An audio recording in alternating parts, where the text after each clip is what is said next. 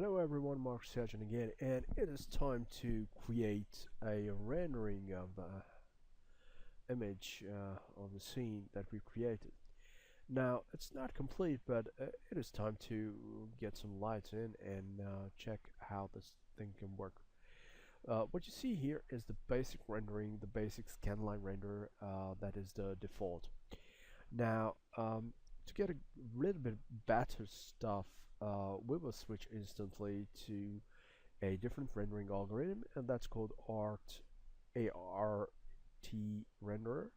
So I will open up the render dialog, render setup, and from this opening session there is an option called renderer, and from that the scanline renderer will be switched to ART renderer. Now, to take effect of the change, I will hit render and see what happens. And it takes a little bit more time to load in, and as you see, the textures slightly changed. There is shadow in the scene, so it's an overall a little bit different stuff. It is also a little bit more grainy.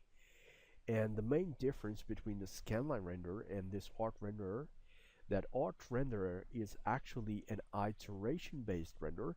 That means once the image, the fundamentals are calculated, the image will pop up and appear in a draft version. So as you increase quality, the iterations, the number of iterations will increase, and instead of seeing this draft kind of noisy setup, you will see cleaner and cleaner images. Now, the problem with this one is if you are switching to this renderer too early, there's a chance that the texture is not precisely adjusted. So sometimes it is better if you just test your maps roughly, because there's a chance you can waste too much time on something that is barely visible on the final rendering. Okay, so this is why I've started with basic maps around, and now we can work on and increase the quality and adjust the lighting as well. Now, the other thing that you can recognize at first, we still have this ugly black background, and we have a default light, and the default light creates these shadows. So, but these are not really good. So these are not really that type of lights we want to work with. So to quickly solve this, I will close this up, and this one as well. Go back to the perspective mode, zoom out a little bit, because I need some distance to create the sun system. Now, sound system is available to create panel. We have systems, and I know from the lights, photometric. There's also a system, but that one is another one. We will use the sun positioner. Okay, sun positioner will create a compass. It will create an environment. It will create a photometric filter. And it will create the lights as well. So it's a package. Now you need a kind of distance to make sure that it's easy to create, because you need room. So, and I will start hitting this and dragging it out. This is the compass. Now I can change the angle of the compass. Later on you can modify it easily, so there's not a big issue. But if you have something specific, for example a geographical map, you want to match it, then you can do that. Now once it is done, this next click and you can adjust the height.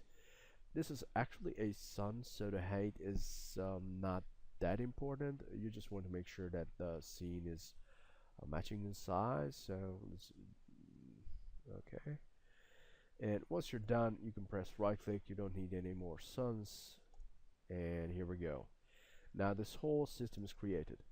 Now I don't have any message, but by default 3dsmax sends a message about this and exposure control.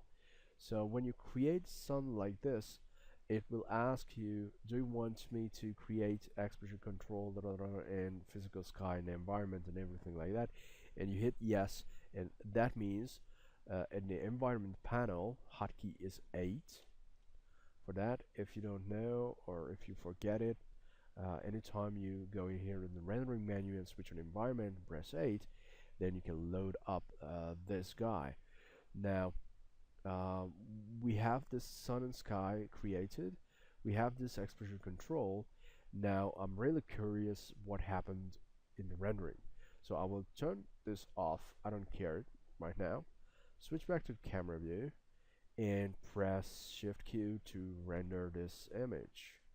It takes some time. It loads up the geometry, and as you see, it's an iteration based renderer. So we have 1 step, 2 step, 3 steps, and the image is slightly refining, and this is the result. So we have cleaner shadows, we have a sky, a gradient sky that is adjusted, and still have a lot of noise, but this image is quite realistic. So even if we don't have textured anything, too many things, it is quite a good start. Okay, now take a look what we can do with this sun, because this system has some special adjustments. So I will zoom out, perspective, select this sun guy, Shift G, select compass. Now I have the sun selected, and there's a time and location that I can adjust. So first, location on Earth. Now San Francisco, that's right, but we are in Europe now. Europe, Hungary, Budapest. Alright, that's adjusted accordingly. And date and time, I don't care that much. The only thing that I will adjust is the date and time, because as time is changing, the angle, the azimuth of the sun is also changing. Now if you want to update this compass, you can easily rotate this around. So I'm interested in creating a composition, so just let me slightly rotate the sun, go back to the camera view, Shift Q to test it, and let me see what we have. Okay, now it's pretty much boring here, so I will switch back slightly to see more shadows, or yeah, just making a quick correction, so couple here and there, Shift Q again.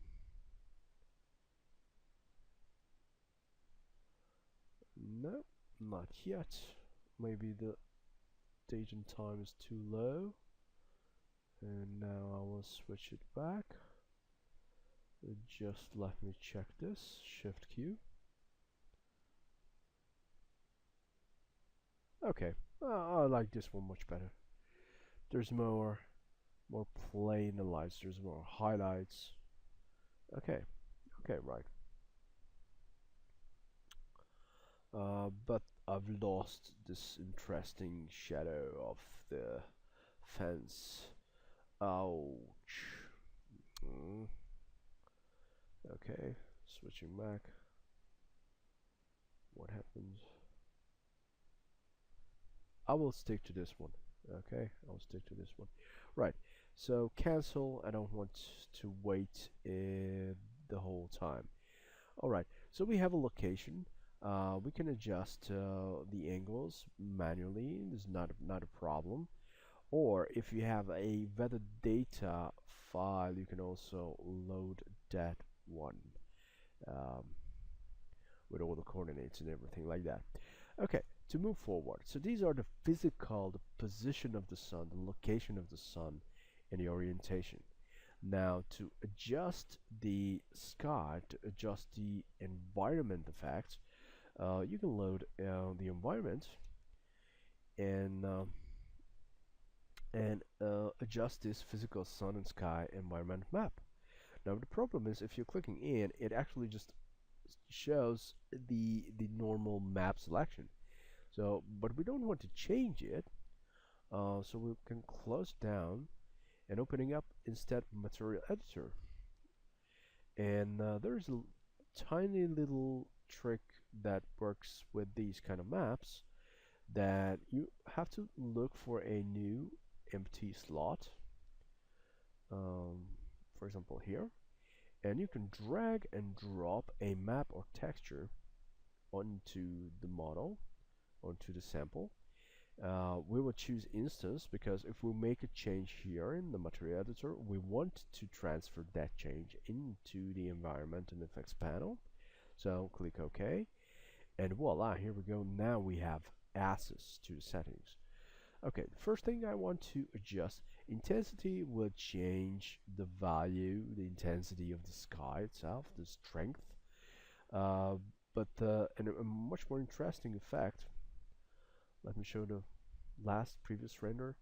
I will make a clone and just adjust the haze, so that will be 0 or 0 comma 4, and check the difference.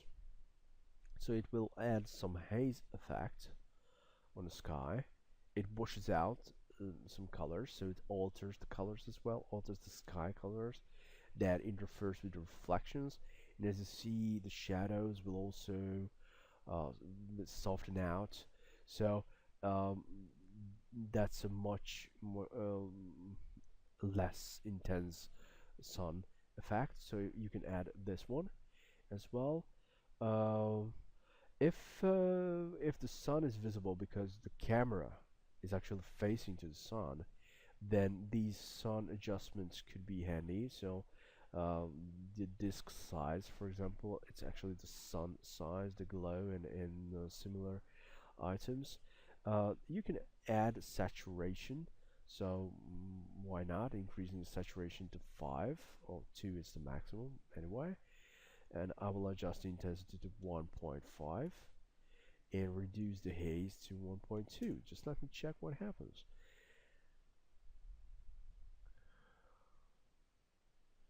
Okay, now it's much more colorful. I think this is too much, so the colors are just way too bright. So this saturation is too much. I will reduce it to 1. Back intensity is 1.5. The haze is also kept relatively low, so it's just 0.2. And let me check that. Now I think it's a blend between the previous and the very first one. So I will keep it as it is. Now, just please recognize that you have quite some adjustments here in this area. Okay, a couple things we have to deal with. So once we have adjusted the sun, the position, once we have adjusted the haze, we also have to adjust the rendering quality. Now, how to change the render quality? I will close up Material Editor and close up this cloning frame, and make sure that I have a new clone of this one. And Environment and Effects dialog is closed as well. So this is the clone frame, and let me open up Render Setup to adjust the quality. Now, Art Renderer has quite limited adjustments, and by default it starts with the draft quality, but be careful, don't just simply drag the slider up to high or X high or max. This is kind of an infinitive render, so because we're working with iterations, it will just render, and it never stops. So anything slightly above medium is quite okay. If you have stronger computer, that's fine, but if you're just testing, you don't want to waste too much time on this, because it can really mix up the things. So just let me hit render quickly, and as it calculates, now it's time to talk about this panel a little bit. So as you see, you have a current task and updating information text line message that shows the time, leftover time, estimated time to finish the render, the last frame time that tells us that the previous render was only 13 seconds. Now this render will be deadly sure that it will much longer. Elapsed time, if you have a ongoing animation timeline to be rendered, then it will tell you that how much time left, estimated time. If you have render passes, it shows the renders.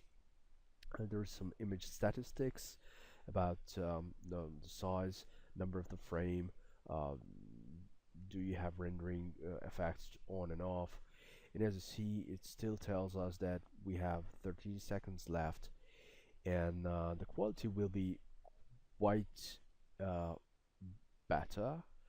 So just let me quickly wait to this one. So I'm zooming in, and this area texture usually shows the quality changes. So as you see, we have these two, and this one is much cleaner. Okay, so this is one option to improve quality, but this is not the only option, and sometimes it can really take some time. Now another option is if you want to make it fast and you don't really worry about the textures, but you want to you're trying to avoid the noisiness, then just let me keep it as it is, and I will make another uh, comparisons. And here's the other option to somehow improve on quality. I will switch back, dial back to from medium to mid, between draft and medium, and turning on noise filtering. And nothing, I will not change anything. I will leave it as it is. It's 50%, and create the render. Now the last rendering was taken, let me quickly show it, 1 minute and 9 seconds, and I will hit render now with the lower quality, but the noise filtering is enabled, so I will hit render. And this noise filtering is only taking effect once you are fully completed the render. So don't be surprised. At the beginning, this iteration kind of ongoing process will be absolutely the same as without noise filtering, but when it's finishing, it will add the noise filter, and it will reduce the noises. Okay, now the time of rendering, just let me check, was 27 seconds. And as you see, this was the medium quality, and this is the draft medium in between quality. The time is actually half of this one, but the sacrifice is at the textures. So the textures are less accurate, they're less lifelike. The textures are much more cleaner here. Okay, so what to do if you want to make sure that the quality is quite good and the rendering time is also reasonable? You don't have to render everything. You can use a selection a region render. Now to do that, we will use a higher than medium and noise filtering a little bit lower than 50, so we don't want to blur out everything. And instead of rendering the whole stuff, I will go to the view. So to restrict the render to an area, we will switch the area to render to region, and select only a tiny place, and yeah, somewhere here. Yep, because it includes many details. The fence, textures, and shadows. And usually shadows are a little bit noisy than the standard one. So I will hit render. And sometimes zoom causes trouble, so you cannot really zoom in. But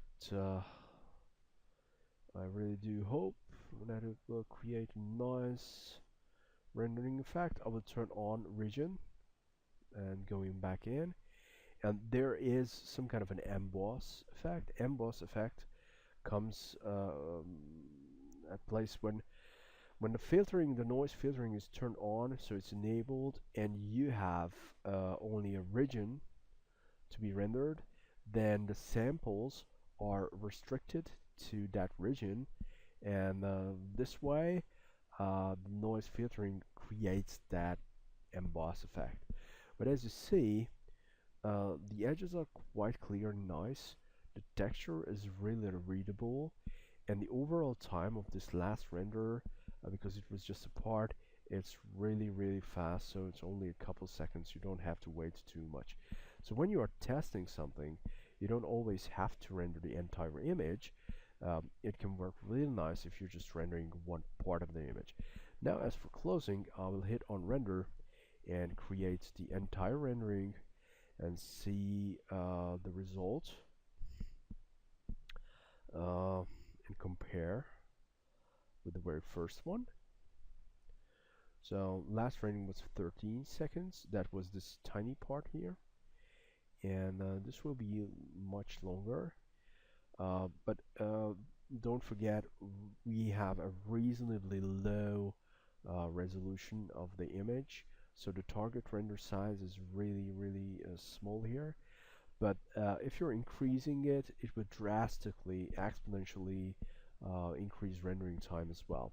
So make a good habit is render as small as possible, and at the first stages, design the layout of your project, play around with the shadows, the angles, the sun, the location, the time.